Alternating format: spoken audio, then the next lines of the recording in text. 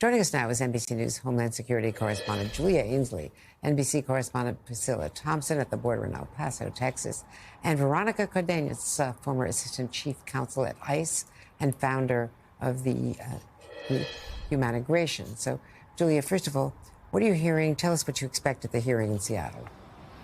Well, look, this is the first legal challenge. You have 22 states, as well as the ACLU and a number of pregnant women who are being represented.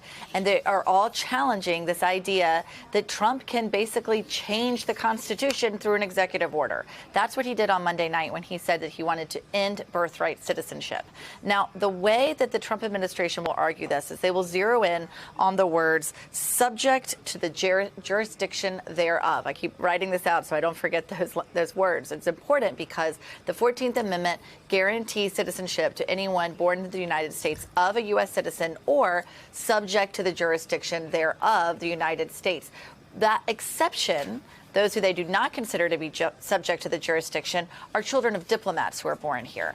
But by and large, anyone born here to anyone, even if they're unlawfully here, is a U.S. citizen, according to the 14th Amendment. The way Trump wants to change that is by saying anyone who's born not only to a mother who's unlawfully here, but one who is legally here but temporarily cannot be a U.S. citizen unless the father is a U.S. citizen or is here permanently and legally, such as being on a green card. So that's a large group of people. That could mean companies have a hard time hiring people on temporary visas because their children will be born almost stateless. Another thing we have to point out is that Trump has said time and time again that the U.S. is the only country that honors birthright citizenship, and that's not true. As we know, our neighbors to the north and south and some countries in South America do honor birthright citizenship, Andrea.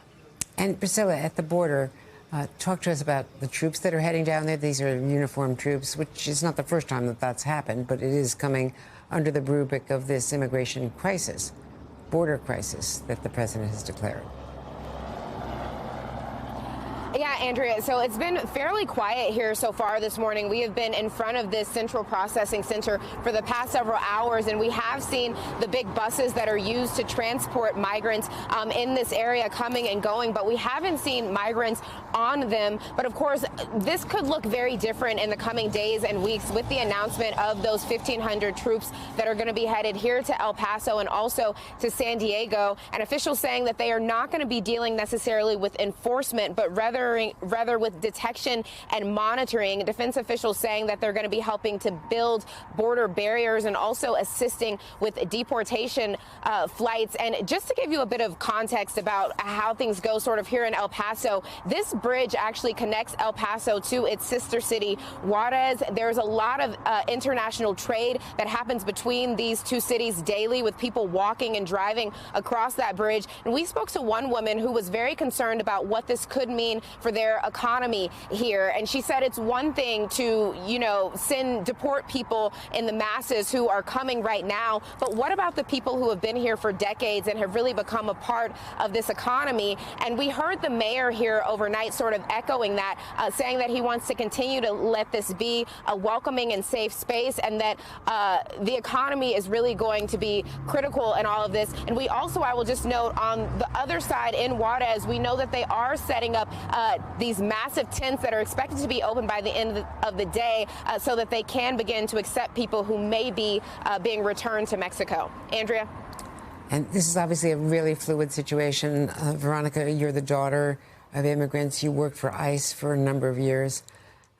Talk to us about how this is all going to go down at the border. Most of the people in your organization, as you just explained to me, are in New Jersey and New York. Yeah.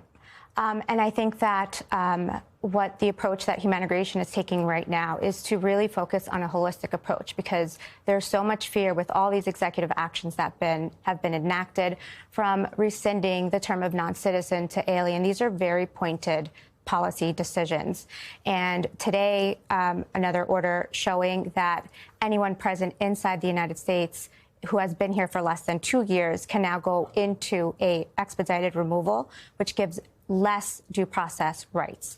And so we are, number one, trying to support all non-citizens, no matter where they're located, letting them know that there are many organizations here that are fighting for their rights. Are you organizing lawyers for them? Yes, and so we at Humanigration, we also mentor new lawyers. We have a big community. We're located all over the United States, and we are doing a pro bono work, especially for people who don't have the means for lawyers, because these are very essentially what Trump is doing is using a cannon to kill a mouse. It's very destructive and very disproportionate to the issue at hand.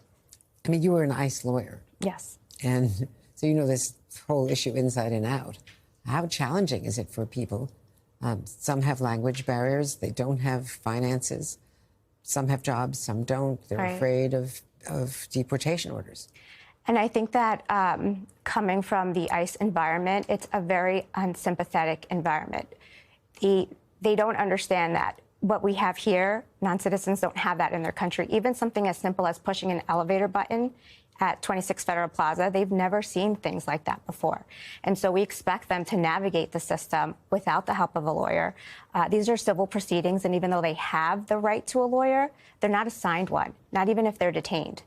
And right now, what we're also seeing is that people in New Jersey and New York, if they're detained in these states, they can be sent to Louisiana. Immigration has that authority. And so that makes it even more difficult to find counsel to represent them.